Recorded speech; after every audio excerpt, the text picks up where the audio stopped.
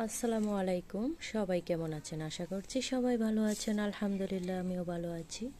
হ্যাঁ, গতকাল রাতে ঝড় তুফান হয়েছিল। এই ঝড় তুফানে গাছের আমগুলো সব পড়ে গেছে। দেখো বন্ধুরা, তো এইগুলা কি করব এখন? নষ্ট হয়ে যাবে।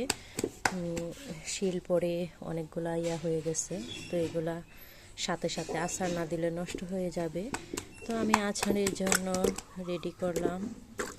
আমগুলো এখন কেটে ধুয়ে পরিষ্কার করে নেব, আর আচারগুলো আপনাদের সাথে শেয়ার করব আমি কিভাবে আচার বানাই। এই যে এগুলোতে পড়ছে, এগুলো কোনো সমস্যা নয়। এগুলো কেটে নিব এক এক করে।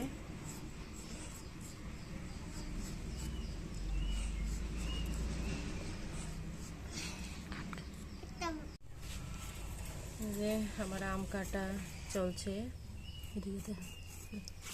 এখানে দুইটা আম কাটা হয়েছে, আস্তে আস্তে সব কাটবো।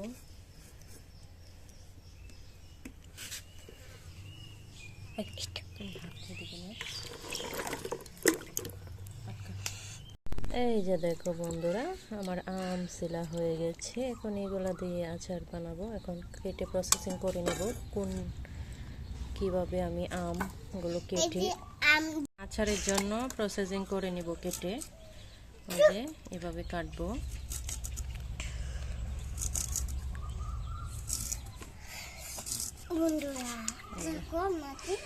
এভাবে কেটে নিব।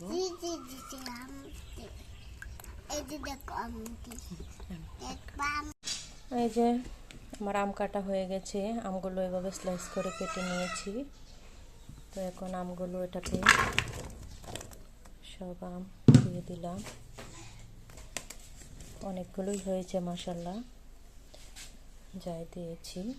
তো এখন এখানে পরিমাণ মতো কিছু লবণ,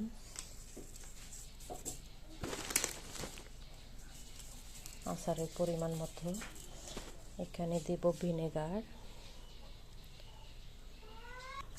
ভিনেগারটা দিয়ে দিলাম পরিমাণ মতো। এখন দিয়ে দেব পরিমাণ মতো চিনি, যার যে স্বাদ অনুযায়ী দেবেন চিনির পরিমাণটা। আমি আমার পরিমাণ মতো দিয়ে দিলাম।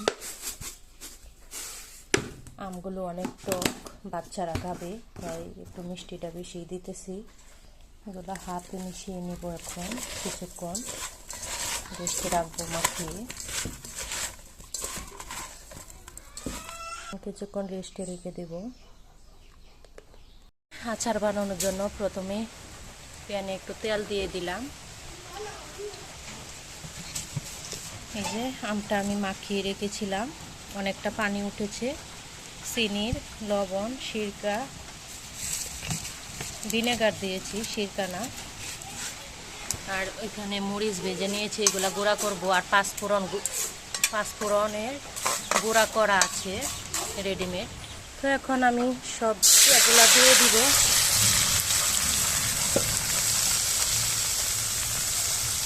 দিয়ে দিলাম তেলের মধ্যে। এটা কিছুক্ষণ ভেজে নিব।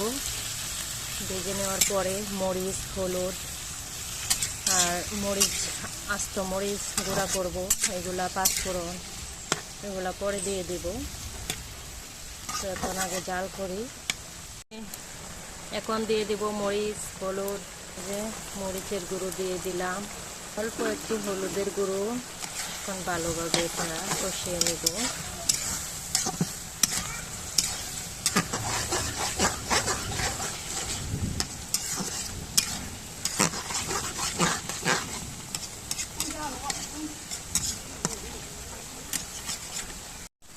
আমার আচারের কালারটা কেমন হয়েছে এখনও সম্পূর্ণ হয় না। এখানে এখন আস্ত মরিচ গুঁড়া করেছি, এগুলো দিয়ে দিলাম।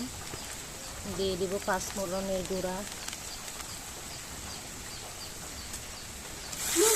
পাঁচফোড়নটা না দিলে আসলে আচারের স্বাদই বোঝা যায় না। তো দেখো বন্ধুরা, কেমন হয়েছে আমার আচারের রেসিপিটা। অনেক সুন্দর হয়েছে দেখতে, খেতেও অনেক লোভনীয় হয়েছিল। তো গুঁড়া হয়ে গেছে, আস্ত আর নাই, সমস্যা নেই।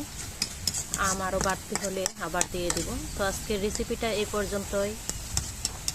সবাই ভালো থাকবেন, সুস্থ থাকবেন। আল্লাহ হাফেজ।